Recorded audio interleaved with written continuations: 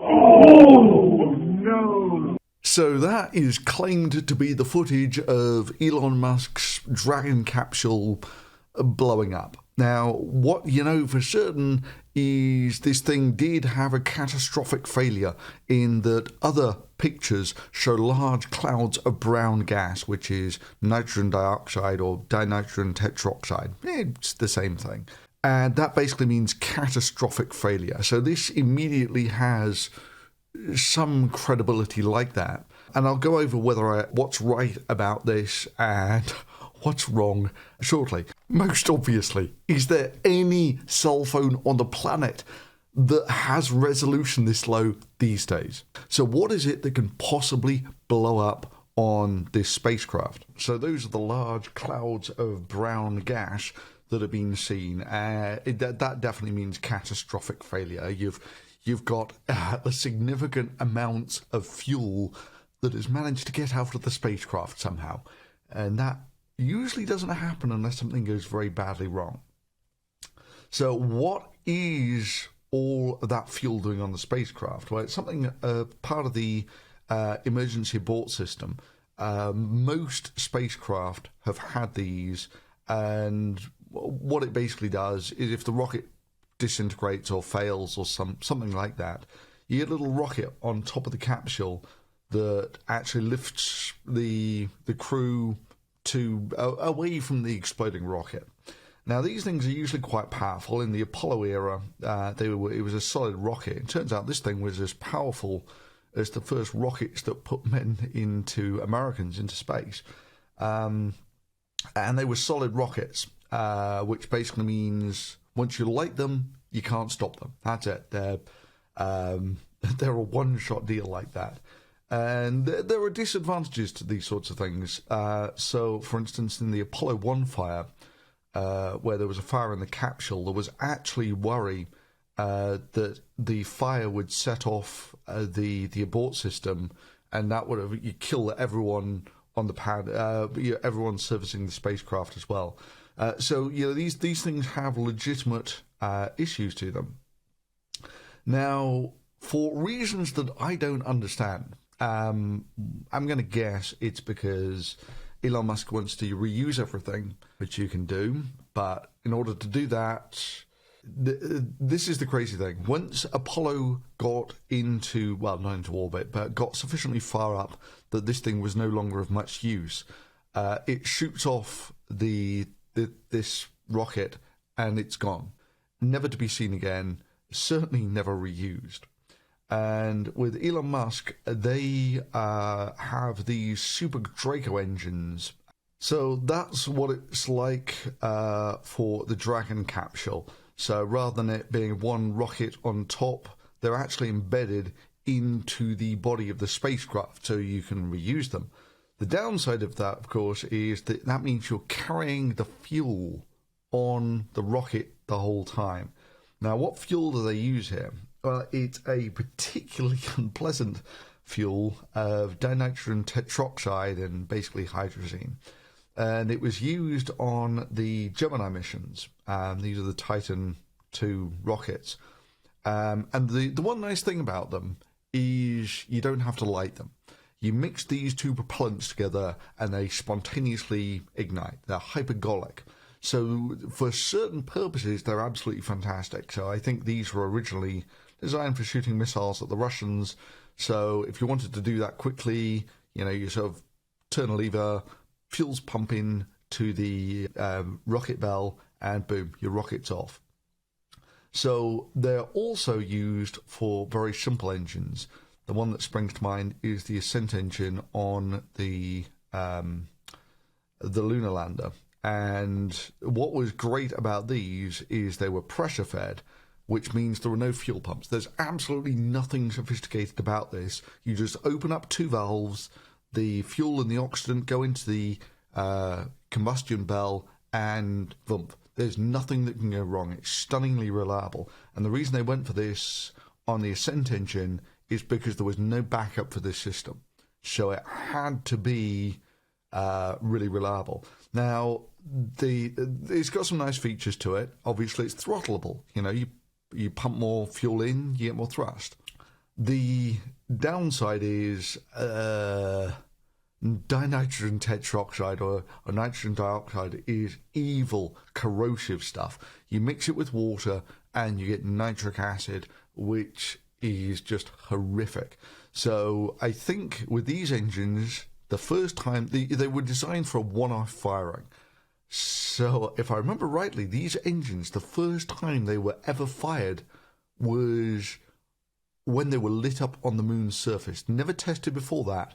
And the reason for that is because if you test fire them, you get this evil corrosive stuff everywhere, and you're better off just using a virgin engine. Now, this is exactly the same stuff that they're using for the Super Draco engines. Now, I was stunned when I saw that it's carrying almost a ton of fuel for these things for the abort system.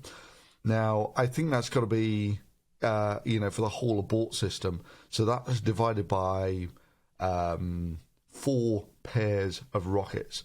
So when we take a look at this thing firing, you will see there are 4 pairs of rockets.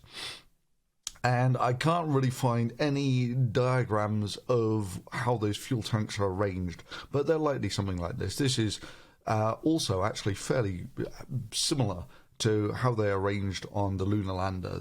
You get these things in pairs, 1 oxygen, 1 fuel. Now, I don't know if that's for the reaction control system or for the abort system.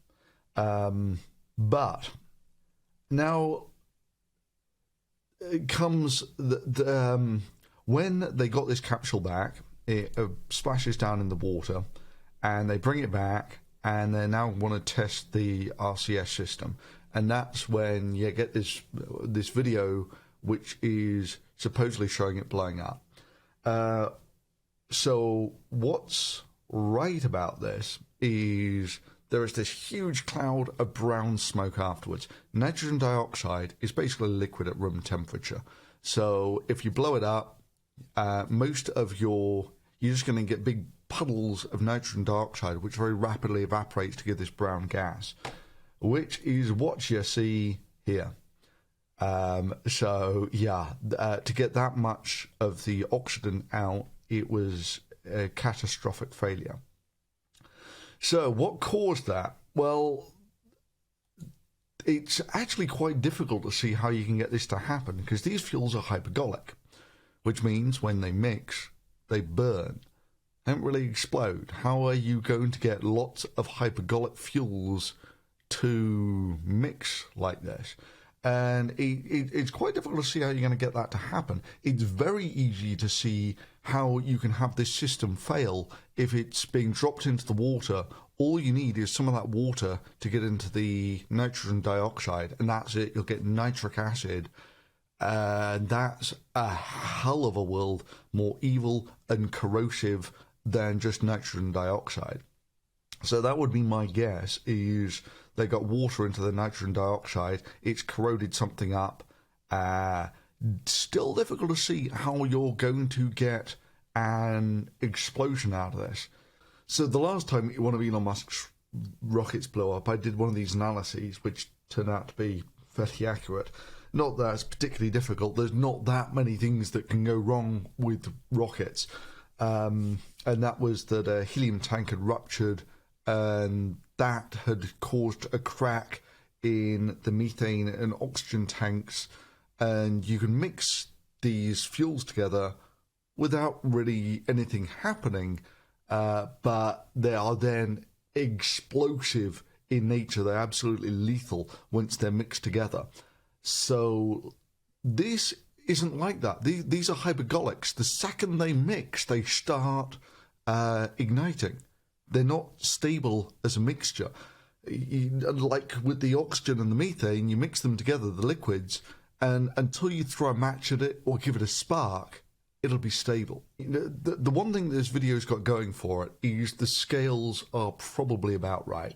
Now, this looks like a big explosion. The reason it looks like a big explosion is because it's big compared to the size of the capsule. But you got to bear in mind, this thing has about a ton of fuel on it. which is enough to lift this capsule way up into the air, right? There's a huge amount of energy there, and this explosion is only releasing a tiny fraction of it. So what's for certain, you're only ever going to get one of these pairs of engines failing. I still can't see how you can do it.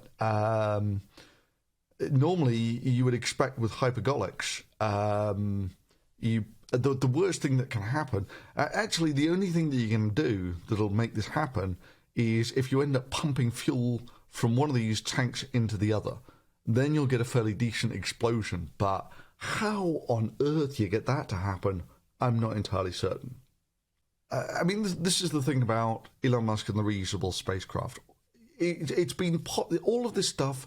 It has been it's been workable, outable for years. I mean, people tried it with the space shuttle with various degrees of success and failure. So with the space shuttle, of course, it didn't land in the water. In fact, the Dragon capsule originally, I think, was meant to land like the SpaceX rockets do. Again, advantages to this, disadvantages to this. If you get a failure in the retro system, then that's it. Everyone dies. Whereas if you got parachutes, it's got redundancy to it. You're splashing down in the water. It's a more reliable. It's a safer system that doesn't lend itself so well to the reusability thing. I think they might have got themselves locked into this abort system that they were going to use for the landing as well fairly early on. The thing is that they sort of scrapped the idea of having it land on dry land some time ago. So it's an obvious disadvantage having 1 ton of hypergolic propellants permanently on your spacecraft, especially when one of them is evil stuff and gets much more evil when mixed with water. So, coming back to this footage, it looks like a big explosion, but when you compare it to the size of gas these things put out when they're in the abort system mode, it's relatively minor. So you could convince yourself that this is probably only the equivalent of, 10 to 100 kilos of TNT equivalent, that sort of thing, which is only topping out at 10% of these fuels mixing together. But you can't do it, you can't mix your hypergolics, because when you do, they just sort of immediately catch fire and spray everywhere and don't really blow up like that. So, it's a bit of a conundrum, that. Those are my thoughts on this footage of the Dragon capsule. So if you enjoyed that, drop a like on this video, and subscribing means you'll never miss out on new content.